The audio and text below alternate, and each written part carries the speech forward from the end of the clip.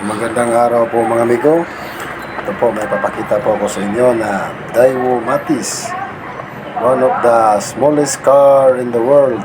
Ito po ay 3-cylinder gasoline engine. Tapos yan po, kita po natin ang palibot ng ating sasakyan. Yan po siya. Ito po ay naka-remote.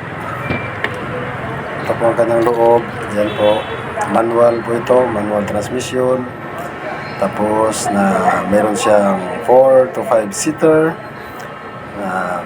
Isang driver, 3 passenger. Okay na okay po talaga pang pang pamilya.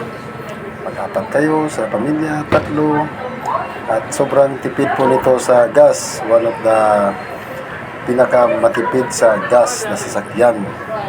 Ito po ay tinry ko noon na nakaraang araw lang.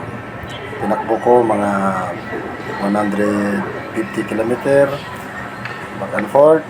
Ang nagastos ko lang sa kanyang gas ay hindi nakaubos ng 500 back and forth ko po.